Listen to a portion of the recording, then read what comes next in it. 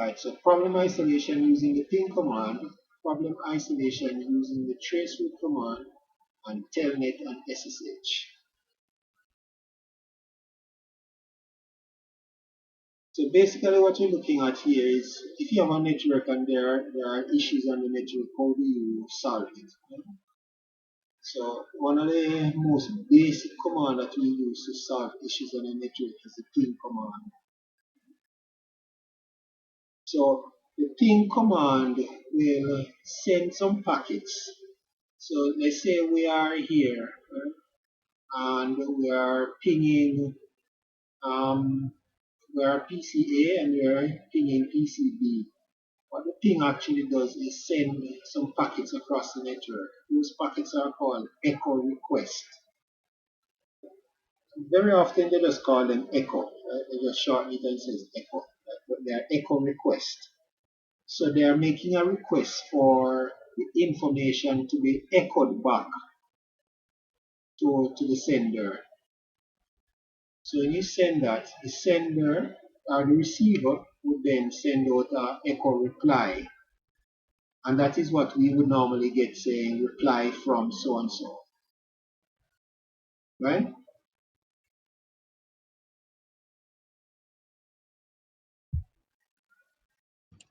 Yes, sir.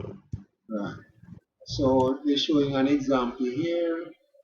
Um, so we ping 172.16.2.101, which is PCB, and then we get these replies. So these replies are coming back from PCB. Now, depending on the operating system, we may see different number of replies. If it's Windows, it's going to be 5 because Windows send 5 packets. Sorry, not 5, 4. If it's a Windows machine, we'll see 4. If it's a Linux machine, then we get an infinite number. We'll have to actually use Control C to stop it, which is what you see right here. This little thing, let me get my pointer. This little thing here, you see, that means Control C. The person that press Control C. That tells me that these computers were actually Linux computers or some kind of Unix. If it's Windows, it would only send 4 packets. If it's Cisco, it actually sends 5. So depending on the type of operating system, we would see different number of replies. So it says 64 bytes from 172.16.2.101. So it's sending back 64 bytes. If it's Windows, it would be 32 bytes. So Windows normally use 32 bytes. So you have different number depending on the operating system.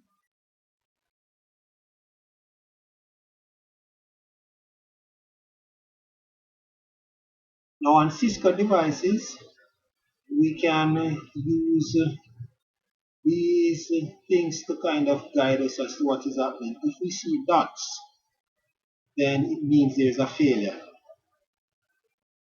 And if you see exclamation, it means success. So while for Linux and Windows, you're going to get this worded message. Cisco devices don't give you such a worded message. It just gives you the dots or the exclamation.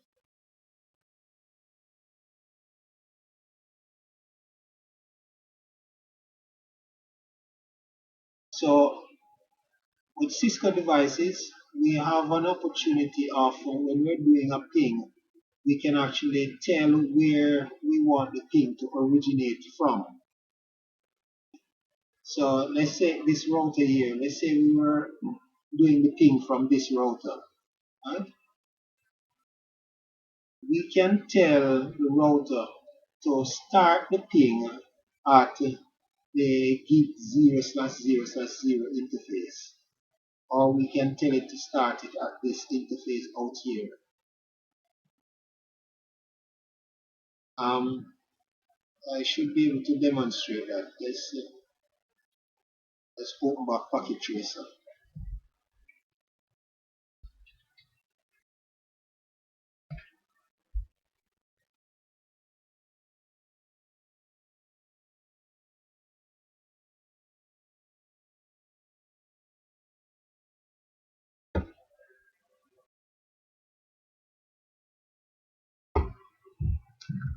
We're going to try and find a sample network. File, open sample.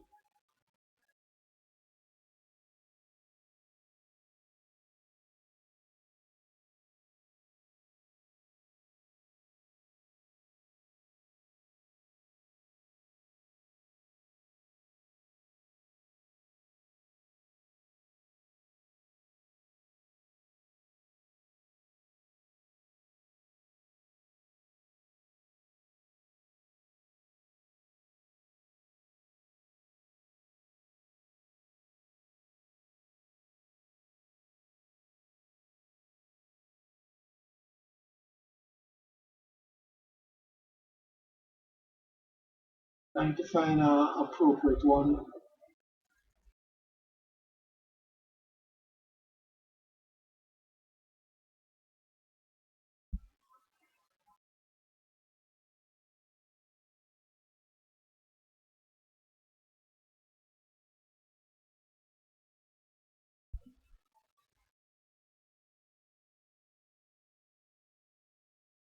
Alright, we should be able to use this.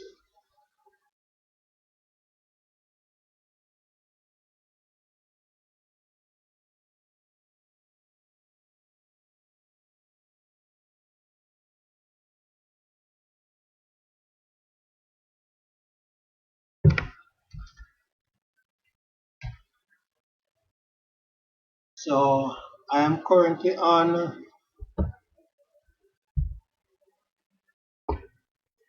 this router here, right? Router 0. And if I do a ping, I can just say um, I need an IP address to ping. It's 10.10.0.3.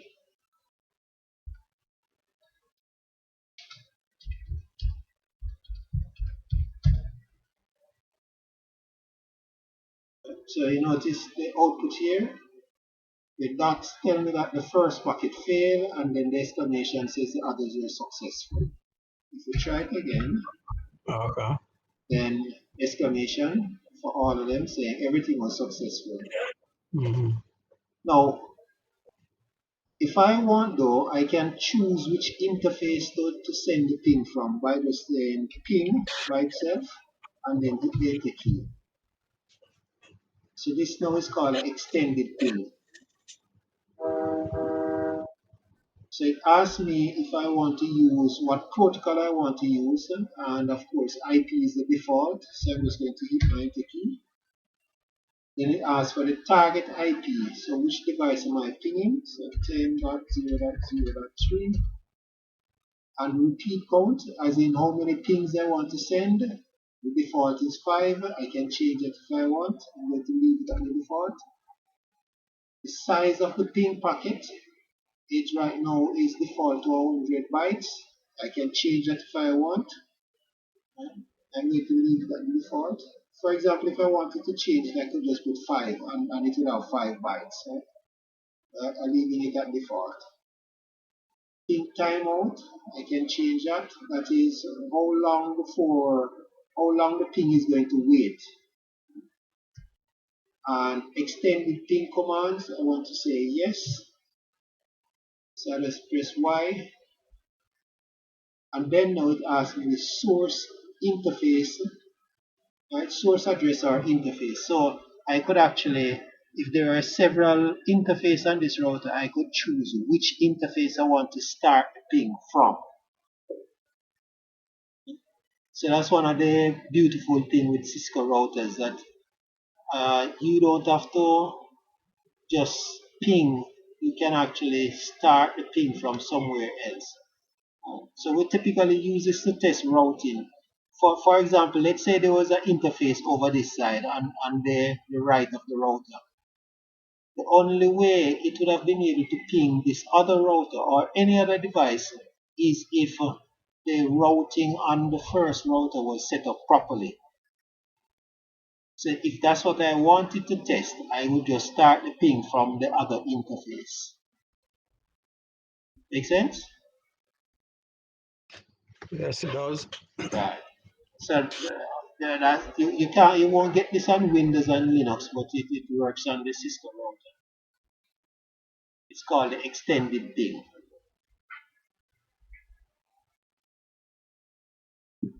Alright. Now by default, if we don't choose extended ping, the router is going to start the ping from the interface that is closest to the destination. So in this case, it's going to use this interface to try and ping the PCB. So if you don't choose which interface, the router uses the interface that is closest to the destination.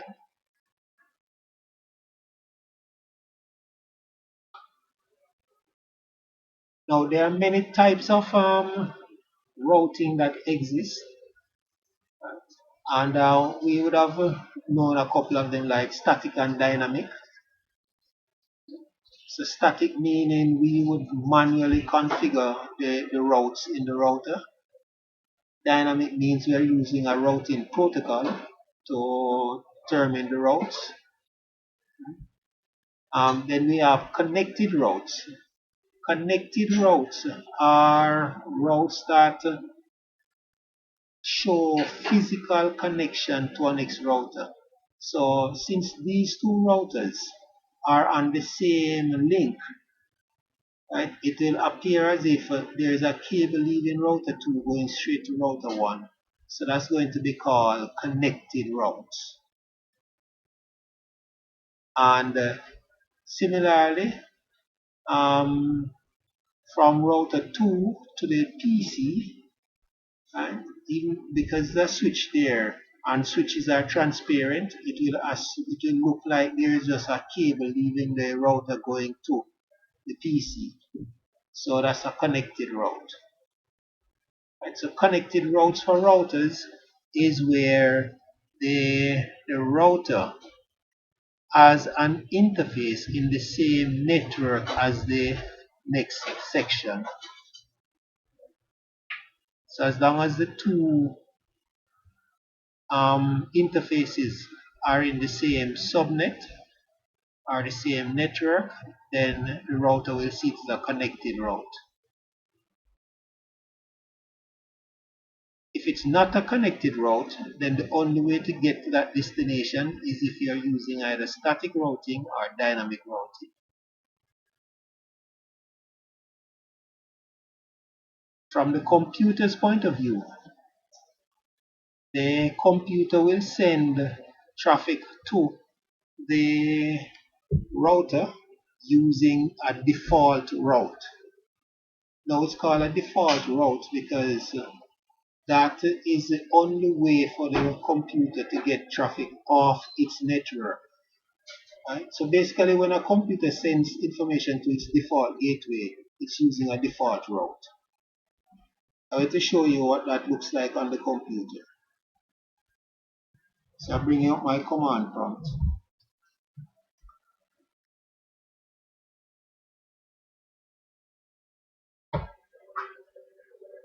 So this is the command from my computer. If I type this command route, it actually tells me how to find out the routing table of the computer. And I could use this command here, route print. So let's go ahead and do that. So first let's clear the screen, then route print. So this is the routing table for my computer. This is the default route, the first line. So it says if I needed to get to anywhere, right? Notice it says network destination, so 0.0.0 means anywhere. So if I need to get to anywhere at all, and it doesn't matter the subnet mask, then I would need to send to my default gateway, right? And this is the IP address of my computer. So this is the default route that my computer uses once it's sending to a device that is not on the same network.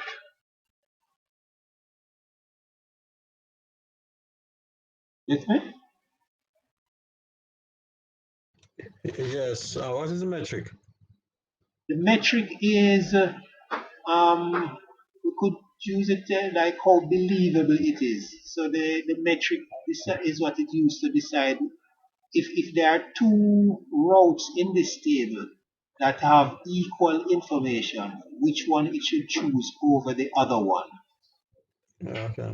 Like these, let's see, well, they don't have equal information. We could kind of use the second and the third one, 127.0.0.0 and 127.0.0.1. And notice that they have the same metric. So it's saying Mm-hmm. as long as you want to get to anywhere in the 127, it doesn't matter which IP address in the 127, right? And the subnet mask is going to be a 255.0.0.0. Right? Treat it as it's on link, meaning on this land, so you don't have to go anywhere else. And you will, the computer will use the treat its IP address as 127.0.0.1, and it will have a metric as 306. And then this one is saying if we're pinging 127, we're sending traffic to 127.0.0.1. The 255, the 255, the 255, the 255 here is saying just this address, no other address but the one that is mentioned. Treat it as if it is on the land and use the starting address or the sending address of 127.0.0.1 and give it a metric of 306. So basically it's saying these two are to be treated as equal.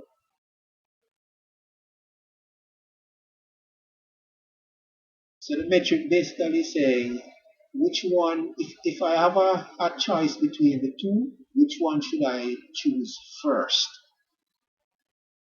And the lower the metric, that's the one is going to choose first.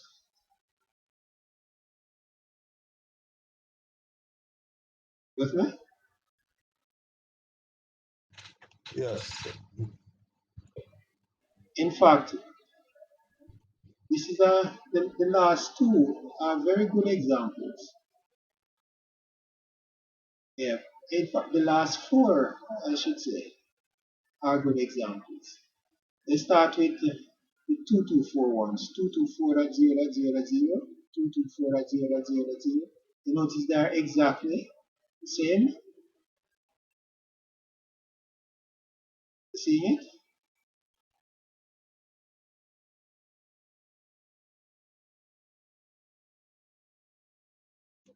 The interface is the same. Oh, Except different. for the interface. But Okay. the routing information, except for the interface, is the same. Yeah, yeah. So it says the metric is for the top one is 306 and the metric for the bottom one is 276. So if it has a choice between these two, then it should use the bottom one.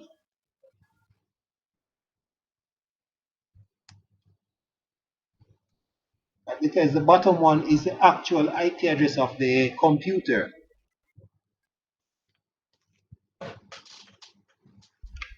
So that one is going to be more believable. If that is not it, then it can use the 127.0.0.1 as the interface.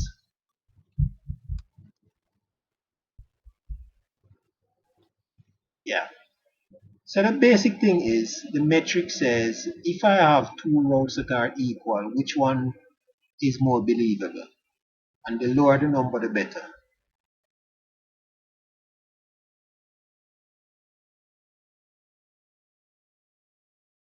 All right.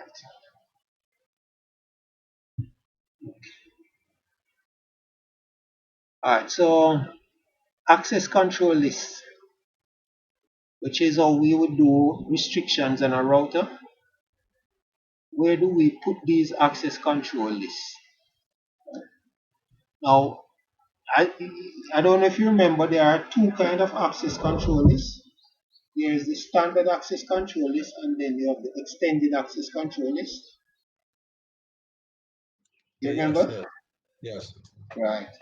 So depends on which one. So let's start with the standard. If it's a standard access control list, then the rule says the the access control list should be placed as close as possible to the destination. So, for example, let's say we are at PCB and we are trying to restrict communication with PCA. Right? We do not want PCB to communicate with PCA. So, where would we put the restriction? The recommendation is it should be the closest to PCA, which would be this interface right here.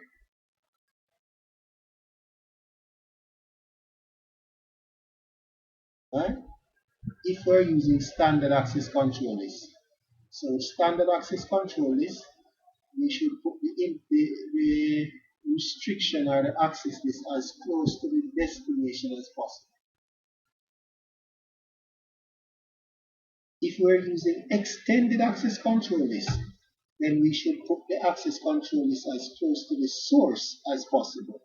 So in which case we would need to have it right here.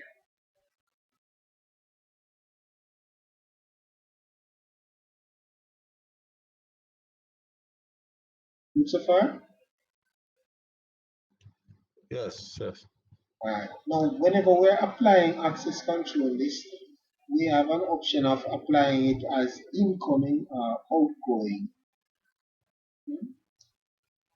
So, if we're looking at PCB sending traffic to PCA, and that's the kind of traffic we're trying to restrict, then if we put it right here, uh, then we could have it as in or out. If we set it as in, then we are saying we are trying to restrict PCB sending the traffic to PCA. If we put that out, then what we'll be restricting is the return traffic from PCA getting back to PCB. But we would not have stopped the traffic from PCB going to PCA. Make sense? Yes, yes. Right. In either way, the communication would fail, but it's just what part of the communication is going to fail. If we set it on the in right here, then it is the transmitting side that's failing. And if we set it on the out, then it is the return side that is going to fail. Either way, the communication would fail.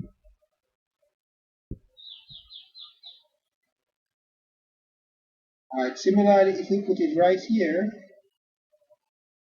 so we're still trying to restrict PCB from getting to PCA, right? If we put it right here, then we'll have to set it as out. So we're saying stop the traffic from PCB from going out of this port. If we had chosen to put it in, then what we would have been stopping is the traffic from PCA from being returning to PCB.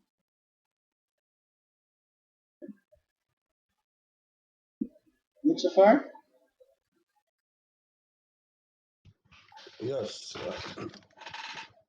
Alright, so the last thing about access control list that I want to mention here is that access control list does not restrict traffic that starts inside the router.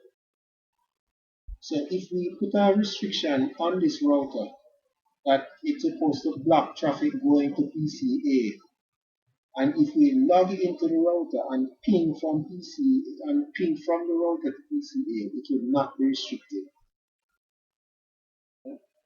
because access control list does not block traffic that starts inside the router.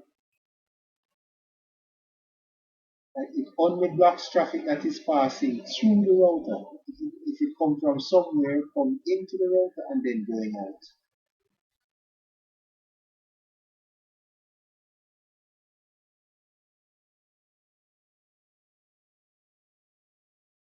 That makes sense? Yes. Okay. Alright, so other things that we would want to bear in mind on a IP network is the ARP table. Now, ARP table will be found on routers and computers, but never on switches. So we will not have an ARP table on the switch. ARP table will be on the router and on the computer. Only those two. I just, Hmm? oh, the Mac on the switch. Right. What we'll find on the switch is a MAC table. Okay, okay, yeah, yes, yes. Right. So the switch will have a MAC address table. The router will have an ARP table. The computer will have an ARP table. Bear in mind also that the router is going to have a MAC address table. So the router is going to have a ARP table and a MAC address table. And we should be able to demonstrate that.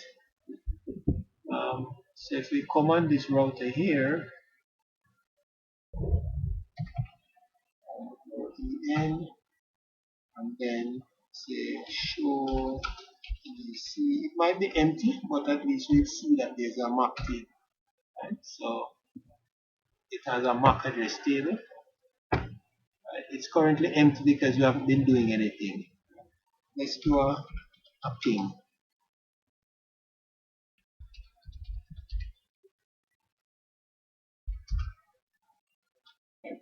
And then within the MAC address table again, uh, still empty.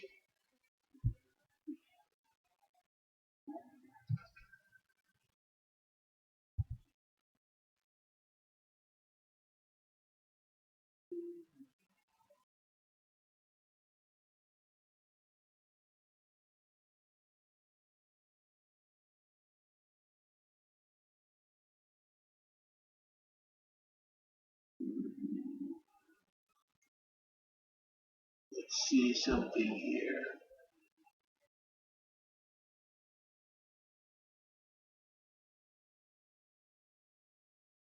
Alright, so the PC is 8.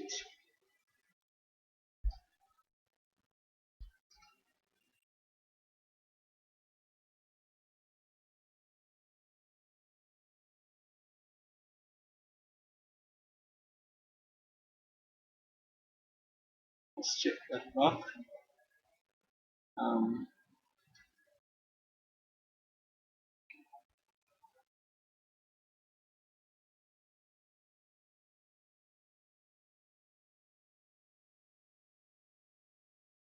oh, it was 10. My bad, not 8, but 10.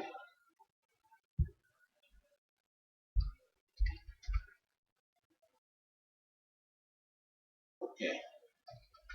So,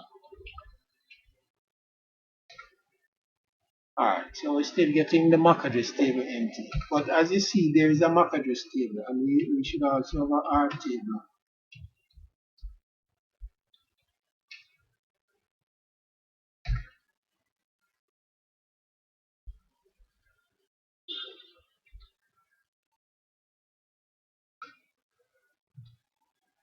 Alright, so the command is just show ARP, and this is the ARP table of the router. So the router has an ARP table and a MAC address table. If we go to not the computer, the router has an ARP table and a MAC address table. If we go to our PC and your desktop command prompt, we could say ARP -A, and that we see the ARP table of the computer, but there is no MAC address table, so all it will have is an ARP table. Then if we go to the switch now is going to have a MAC address table. So as you see, the router has two of the tables. The switch have only one and the computer have only one. Show MAC.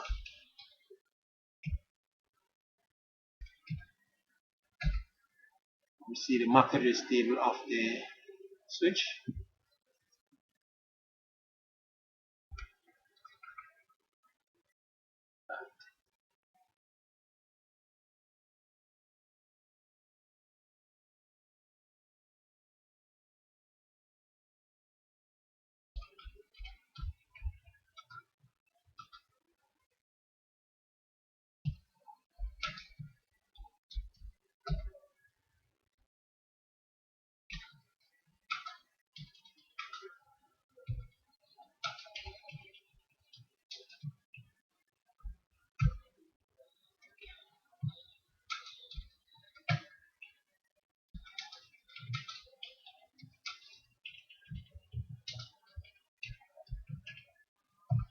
Alright, so that's it.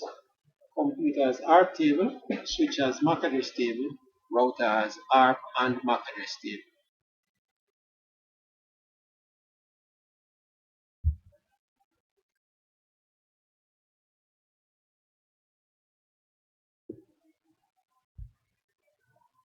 So we're showing the tables here. So for the router, seeing the ARP table. For the computer, we're seeing the ARP table. For the switch, we're seeing the MAC address table. Now, how all of this works, right? By default, when you turn on these devices, you turn on the switch, you turn on the router, you turn on the PC, these tables are going to be empty. The ARP table is empty, the MAC address table is empty. Yeah? So if we try and do a ping or any communication from the router to go to the PC, the router will generate an ARP request. That ARP request will go to the router, go to the switch. The switch at that point is going to collect the MAC address of the router, and then it will forward or flood that ARP request.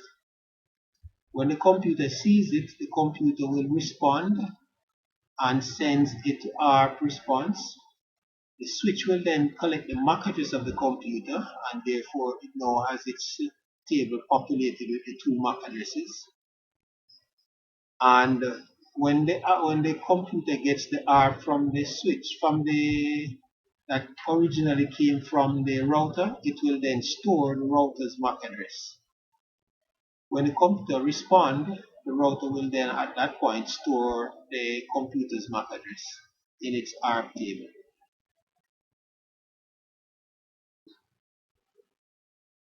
Make sense? Yes, it does.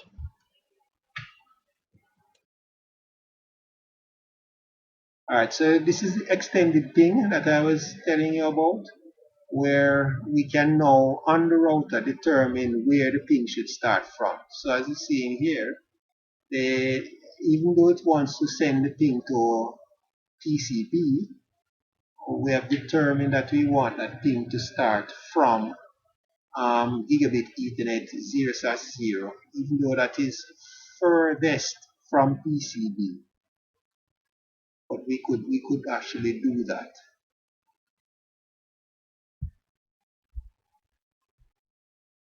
So this is showing how the extended ping is done, which I had gone through. So notice you just type ping, hit your enter key. It will ask you what type of protocol. IP is the default, so you just accept that by hitting your enter key.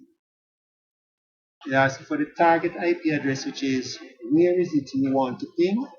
So this is the destination. Then ask for the repeat count, as in how many ping packets you want to send, and you choose if you want to use the default or you want to put a different number. Then the datagram size is how many bytes of data you want to send. You can change it if you want. The default is 100. The time in seconds is how long should the router wait to receive a response. The default is 2 seconds. You could change that. And then you must turn on the extended ping commands, and it is only if you turn it on then you will get the option for the source address, and in that case now you can tell which of the IP address on the router you want to use as the source. Good.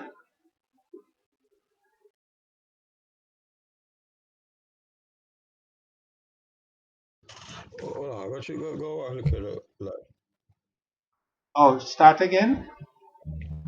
yeah. Okay, so when you on the router you just type ping and hit your enter key, right? You're not going Mm-hmm. to put any IP address, just ping and hit your enter key. Then you'll get this section here where it says protocol. So now asking you which protocol do you want to use for the ping. The default is IP, that is why IP is in the bracket right here. So if we wanted to use something else, let's say we wanted to use UDP, we just type UDP right out here. Mm-hmm. Right? But if you hit your enter key, you're saying you're accepting the default, you are going to be using IP, Okay. which is what is done here. Then the next section will ask us for the target IP, as in what's the destination, and you just put in the IP address. So this is the IP address you're pinging to.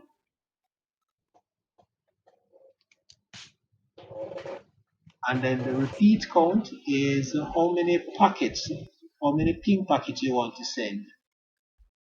The default is 5. You could change it if you want. If you don't want to change it, you just hit your enter key. If you want to change it, you just put the new number right here. Same thing for datagram size. This is the size of the ping packets that are being sent. We could change them if we want or not.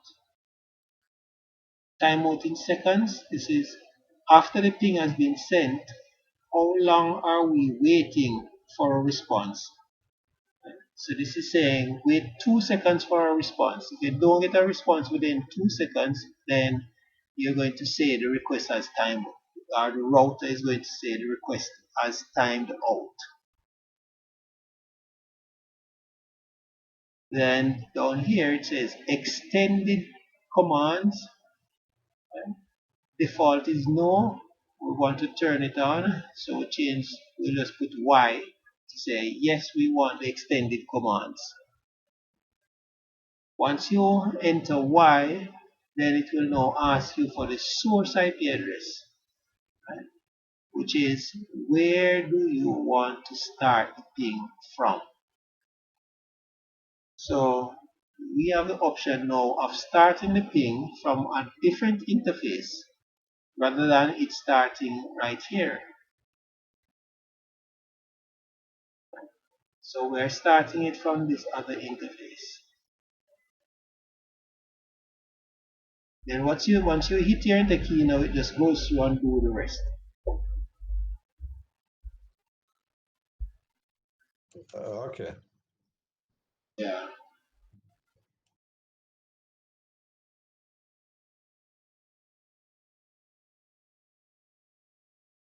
Alright, so this is showing us if we're using a standard ping, which is when we type ping followed by the IP address. So um, so it's being done from the router. So the echo request goes out to the computer. Computer responds to the echo reply. Assuming everything is okay on the line.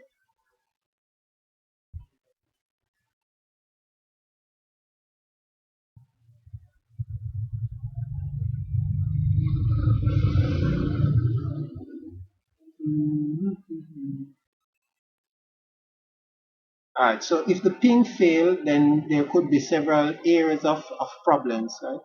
It could be an issue with the IP address, could be an issue with the DHCP server, could be VLAN problems, as we saw in our earlier thing, and it could be other LAN problems. So several things could cause failure. Alright, so here's an issue where the ping is coming from a different subnet. Take a note as to what's happening here. On the router is where we are connected and we are doing the ping from the router. Notice that the ping is starting from the network that is 172.16.4.1. So when it's going to go through the router and then gets to the computer. The computer would now need to reply. Now, because this ping is coming from a different network than what the computer is on, because the computer is on the 172.16.1 network. So when the computer reply, the computer would have to send the ping to its default gateway, and then which is going to be 172.16.1.1. Then the default gateway would send it over to the 172.16.4.1. With me? Yes. Yeah.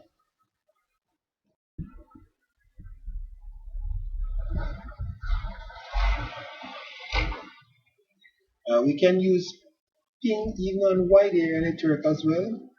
So in this case, you see him using the ping between two routers going over a wide area network. It works no different.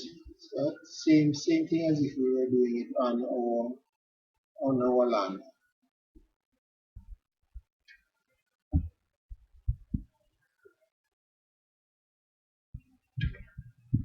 One thing we want to bear in mind when we're using ping on the wide area network, and this is especially if the wide area network is not controlled by us, is that the whoever control that wide area network could be restricting ping. Now, ping is actually using a type of packets called ICMP. So on the wide area network, it is possible that they are restricting ICMP. So ping you might get a failure, but it doesn't necessarily mean that there's a network failure.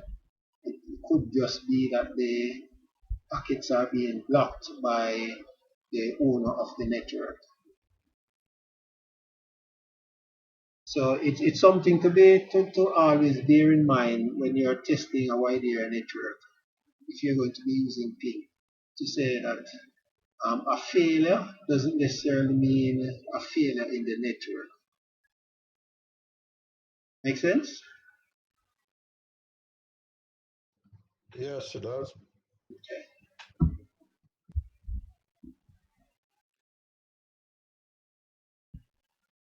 Other things that happen on the network, DNS. DNS is name resolution. So, for example, in this case here, we have PCA and PCB on the right. When these two computers communicating, it's possible that they may not use IP address, they may use names, right? So PCA need to communicate with PCB, but it's going to be using the name. So the first thing that has to happen is PCA has to send to the DNS server to ask the DNS server what is the IP address of this name that I have.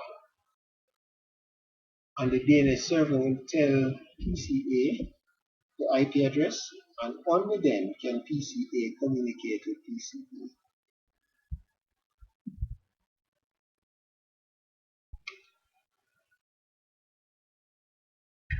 That makes sense? Yeah. Yes. Okay, good, good.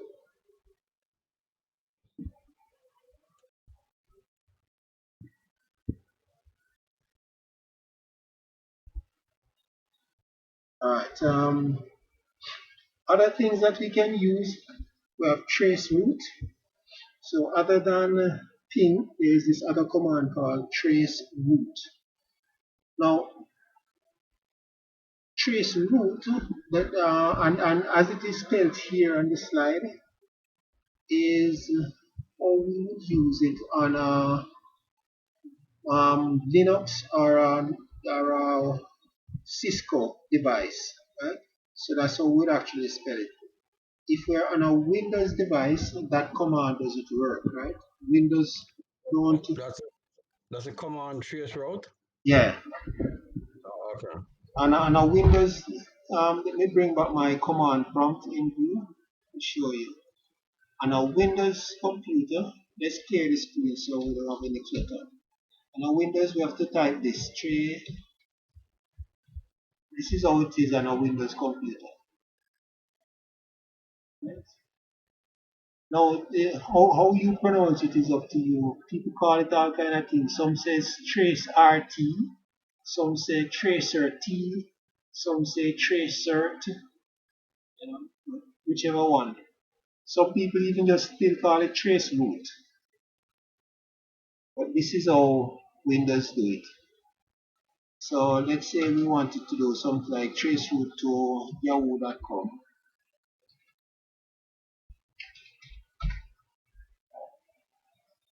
So we could do that. And it would then just, it should list all the routers it have to go through to get to yahoo.com.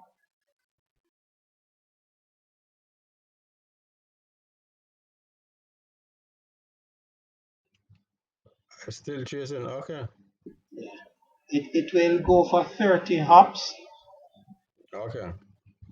If it doesn't find the destination within 30 hops, it just goes straight to 30. If it finds it within 30 hops, then it stops at the point where it finds it. Okay. I will let it run to the end, and I'll tell you and I'll explain what exactly is happening.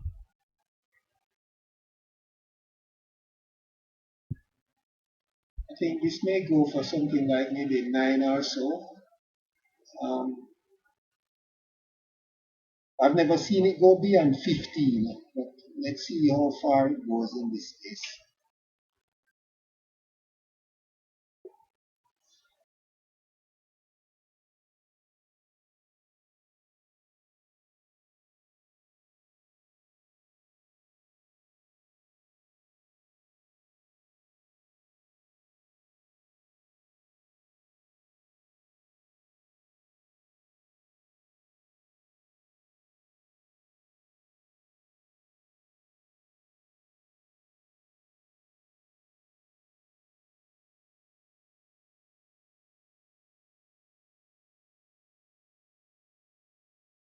Still going.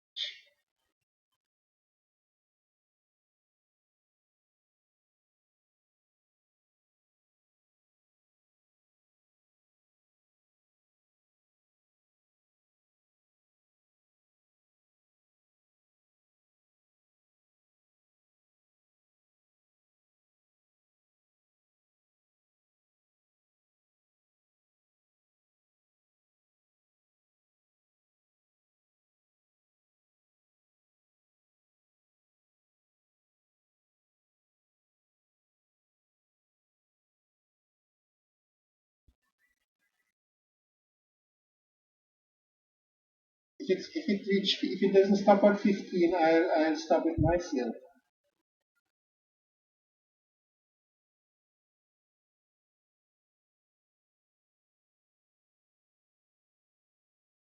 All right, so I'm going to stop it. Control C to stop it.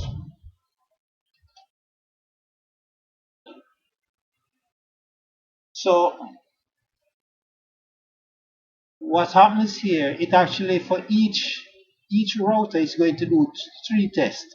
So this column here, well, let's start from the far left. This is just the number of the routers that it's going through. So here is the first router, then the second router, third router, fourth router, and so on, right?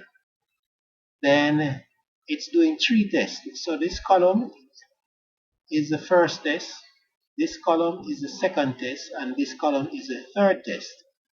And in this last column is where it tells the router that it has actually contacted. Right? So let's go again. First column is the number of the router, as in first router, second router, third router. The second column here is the first test because it's testing each router three times.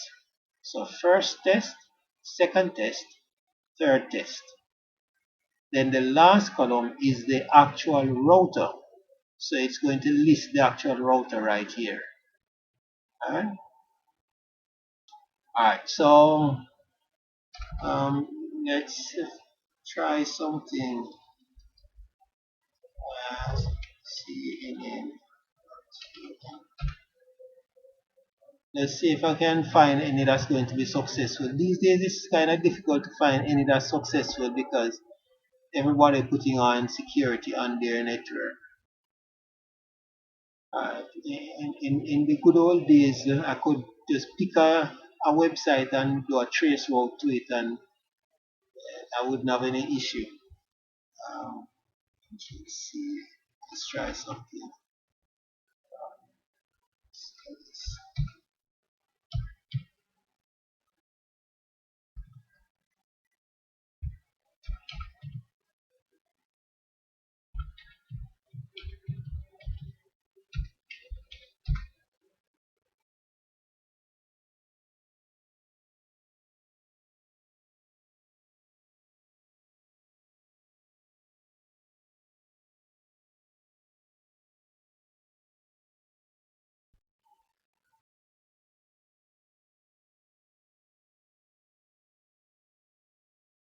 All right, same thing.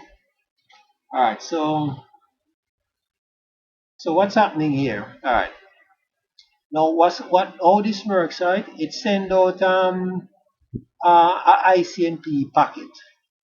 That ICMP packet is going to be sent out with a TTL, right? A time to live value of 1.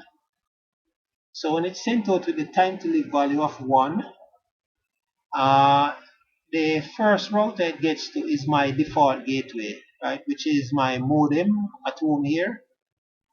So my modem gets it. My modem is then going to reduce the TTL by 1. So it comes to the modem with a TTL value of 1, and the modem is supposed to reduce the TTL value by 1. Right? That's every router should do that before it forwards at any packet. It should reduce the TTL by 1. But if it reduces the TTL by 1, the TTL is going to now become 0. And it cannot forward a packet with a TTL value of 0.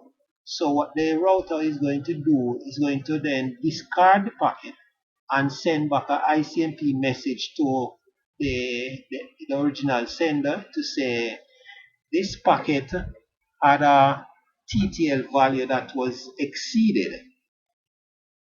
With me?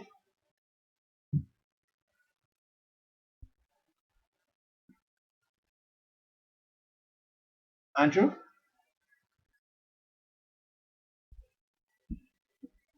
Hello? Yeah, yeah, Right. So you get that part that I just mentioned? yeah. Right. So it's going to do it three times. So the time here is telling you how quickly it got back the information from the router. So my computer received a response from the router the first time in 2 milliseconds, second time in 2 milliseconds, and the third time in 1 millisecond. So Mm-hmm. then what it does now, once it receives a response from the first router, it then creates a new packet. But this time it set the TTL value to 2 and it's going to send it out. So it's going to get to my router with a TTL value of 2. My router is going to reduce it by 1. So the TTL value when it's leaving my router is going to be 1. And then send it out now to my service provider. My service provider is going to get the packet with a TTL value of 1 and then reduce the TTL value by 1. That is going to make the TTL value a 0. Now it cannot forward a packet that have a TTL value of 0. So it will send back a message to my computer saying the packet TTL value was exceeded. That is the process that the computer uses to actually document the routers because it is looking at who is sending me back these messages. And that's how the computer know which router or that it has contacted a router. You with me? Yeah. But what is happening now is because of the heightened security situation that we are living in these days, uh, Right. most of the companies are going to set their devices not to respond to ICMP packets. So because their devices are not responding to ICMP packets, I actually did not get a message back from them. And hence why it just says request timed out because it is sitting there waiting for 2 seconds and did not get a response. So my computer just generate this message and say request timed out. Okay, so that would be like a software firewall or a regular hardware firewall. You mean to do this function? Yeah. No, to stop it from sending back any message. Yeah, either one. I mean, we could do it even on a normal router. Okay. So like on if we go on this router here, we could easily let me just show you. En and then traffic T. Um, hold on there. Exit. I need to find out the interface. Show IP interface, please. So the interface they are using is gigabit Ethernet, and they're also using fast Ethernet. Right? Not fast Ethernet, Ethernet.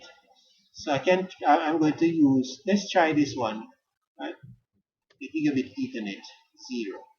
So if I do config T, I can then say ACC access um, AC, uh, access list. Let's say 101. So creating an access list. Um, deny. What I want to deny is ICMP uh, from. Alright, so I don't care who it's coming from. I just want to deny any ICMP packet, right? So I'm going to say from 0.0.0.0 space 255.255.255. This means anywhere. I could do it this way as well, and this is going to be cleaner. Just say any. Right? So I'm denying ICMP packets coming from anywhere, and then now going to so the destination, and I can say any. So deny ICMP packets coming from anywhere going to anywhere. With me? Yeah, yeah. And the next thing I want to do now is just apply this to an interface. So I'd say interface gig 0, and then I would say IP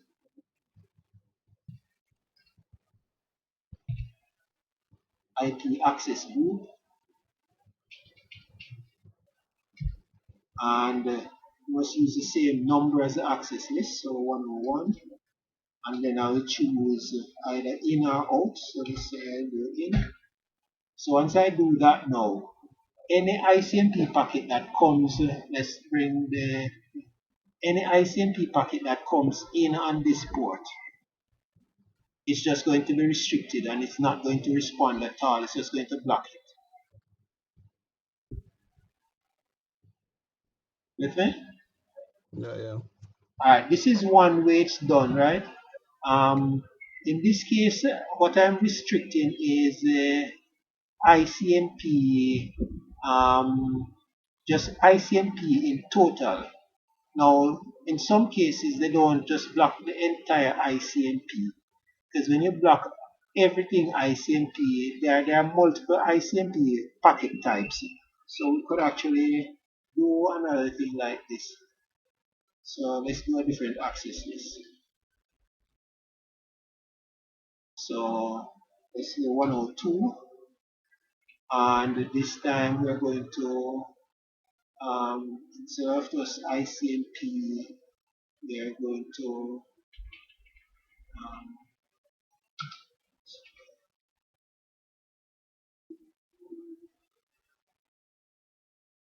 uh,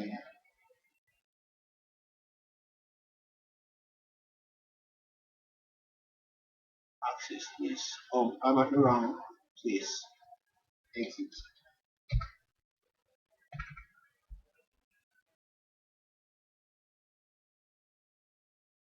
So access list. Uh,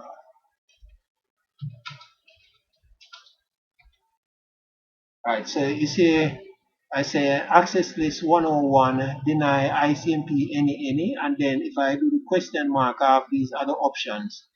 So if I put echo, which is what they would normally do, echo reply. Right? So this is what they would normally use. So you don't restrict ICMP, but you're restricting echo reply. So the ICMP would come, but your router would just not respond because it will not send out a reply. With me? Yeah, yeah. Right. So this is what they usually do. And it is at this point that you'll get the request timed out because the ICMP is not blocked. It's just you're telling your router don't respond, which is what this command string is saying. Do not provide a reply.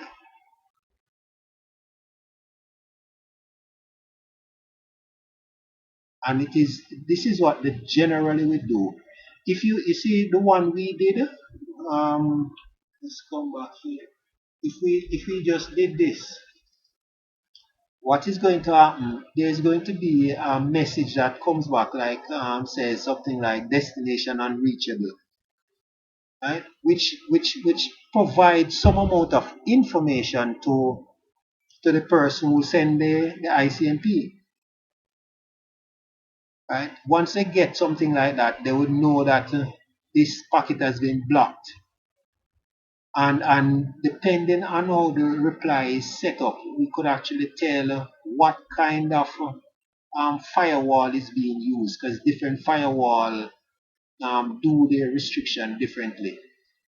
So to ensure that you don't provide any kind of information to somebody who is trying to send ICMP into your network, you just don't reply at all. You just stay silent. And this is what allow your router to stay silent. With me? Yes. Yeah.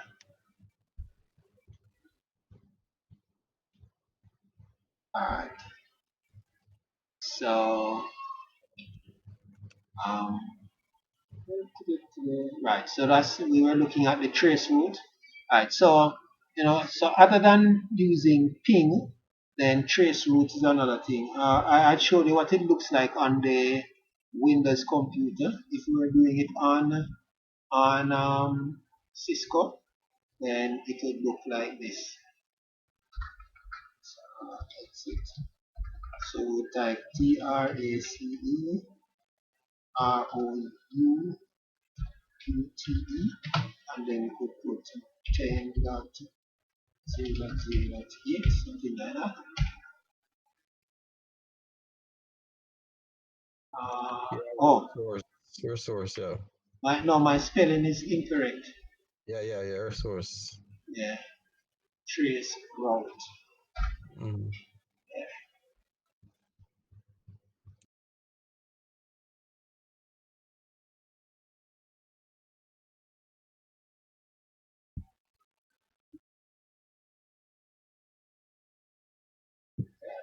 So, so notice how the command change on the Windows, right? Trace Yeah, route. yeah.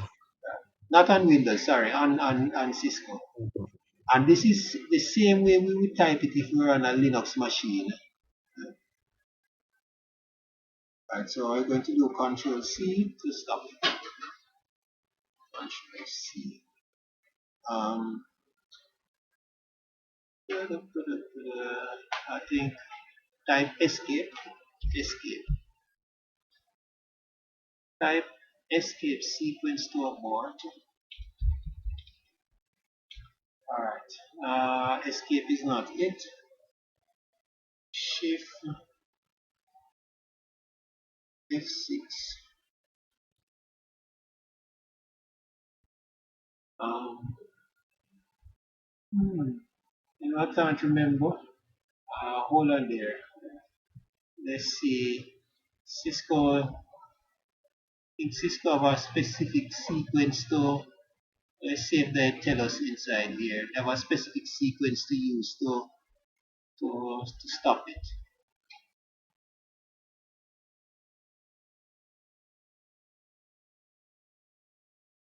Now, alright. I can't remember the sequence, but it shouldn't be too hard to find. Um,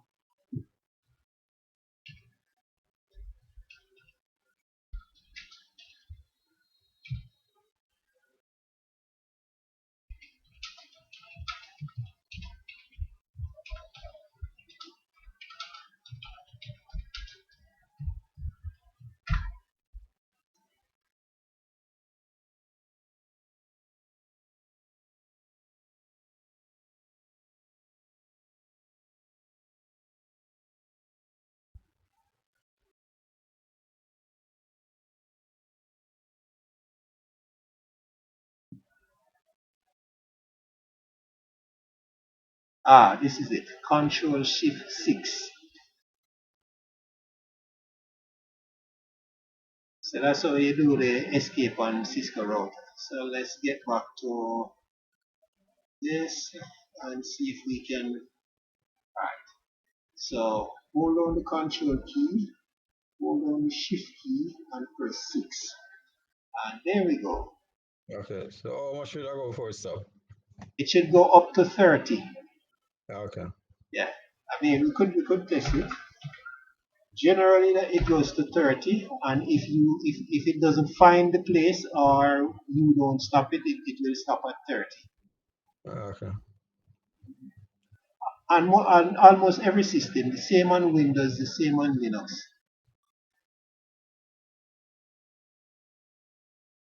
And in fact, Windows actually tell you, see, it tell you over a maximum of 30 hops.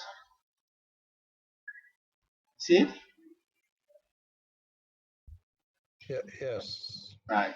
So if you're on a Windows computer, Windows are usually a little more communicative. They'll tell you what's happening. So it goes to a maximum of 30. Cisco don't tell you anything. It's just go on, run. But it is 30 just the same.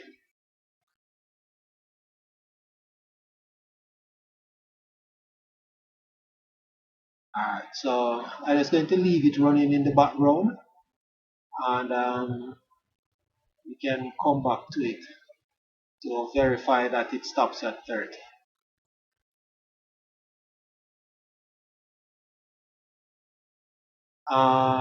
So let's see now. So, alright, so they're showing you an example here, trace route and the IP address, and these are the outputs. So these are the different um, routers it's testing, and it gives you the routers here, and it tells you the three different tests. The first test is 0.87 milliseconds, the next test is 0.52 milliseconds, next test is 0.496 milliseconds. So generally it's going to be um, um, three tests. And by the way, this is a Linux OS. As you see here, it says he's using a Mac. Okay. A Mac uses Linux. So as you see, it looks a little different.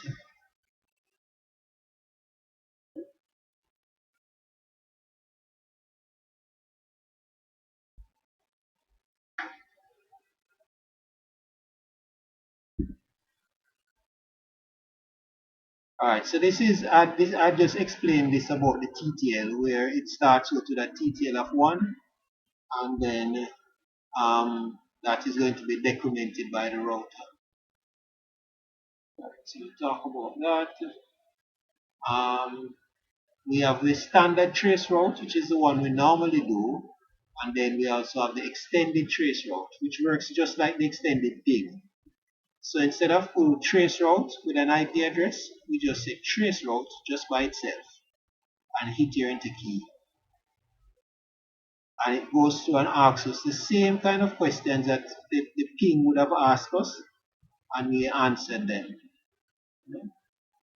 And then uh, it will finally ask us about the source, as up here, the source address, and we would choose now any source on the router, any interface on the router to be the source. With me? Yes. Right, remember now, if we don't state the source, it is going to use the source that is closest to the destination. Mm-hmm. Alright, so moving on to telnet. So let's just do a quick check back to see if this what we had finished, and see if it stopped at 30. Alright, so not finished yet, but it's very close. 28,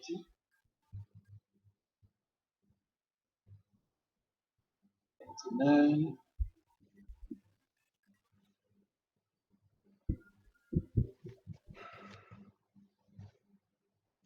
30. This should be the last one. There we go. See? Yes. Yes. Yeah. So generally that's what they do. They all set it at the default to stop at 30.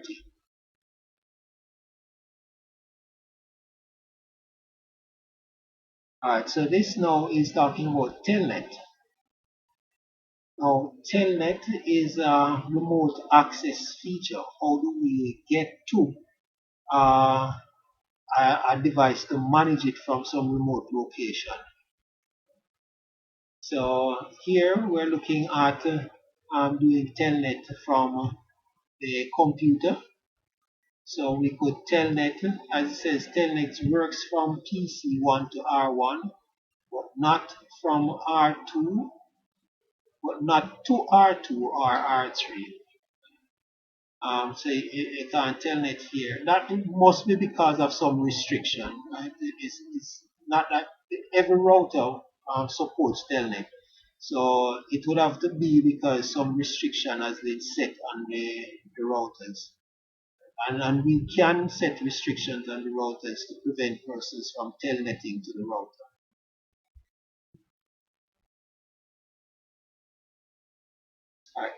So notice here that even though we could not have telneted from the PC to router 2, but we could from router 1 to router 2.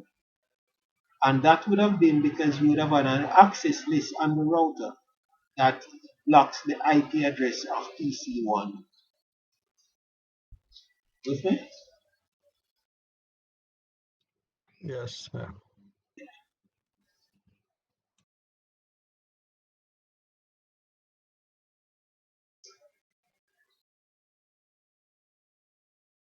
Alright, so when we telnet, then we would see it would look like this. It starts first by telling us it's trying, then it will ask us for a username and password.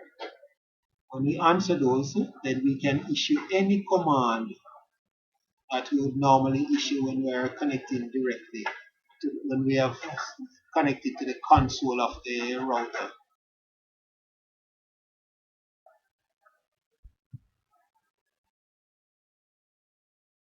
Telnet is a protocol that is not safe. When you use Telnet sends your information in clear text, meaning it is not encrypted. So if someone is capturing the traffic, they could actually see the data you're sending. Right? If you want to prevent that, then you have to use a protocol that encrypts the data. One such protocol is SSH. So SSH would encrypt the data so that it now cannot be read by persons that captures the traffic.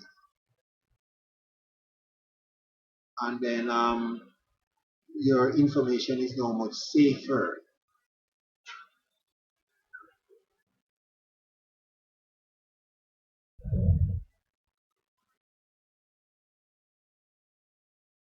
From from the command line, this is how you SSH. You say SSH minus L, and then you put the IP address. Well, SSH minus L, the username, then the IP address. When you hit your enter key, it asks you for a password.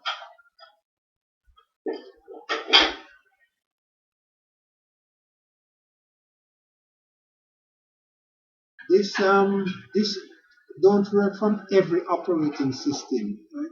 So if you're using Windows 10, it works. If you have an older machine like Windows 7, it doesn't work. So in that case, on those older machines, you have to use specialized software. You've heard of PuTTY? Yeah. Yes. Right. So if you're using Windows 7, then you have to use something like PuTTY to do Okay. SSH. You've used it? Okay. Yeah. Yeah. I think BCM we use them on. Okay. Yes. Yeah. Mm. This is the last slide. And the last slide come right on the brink of 5 o'clock. We're 3 minutes to 5. All right. Questions? No. No. None yet. Okay. All right. So there's a lot of work for you to do. Um, Yeah. I suggest you start with the labs. Right? Okay. Yeah. Let's go through the labs and then go through the content. And also, even if you don't want to read the chapter, do the Mm. quizzes. Yeah. This is chapter 18 is or 17? This is 18. 18. Okay.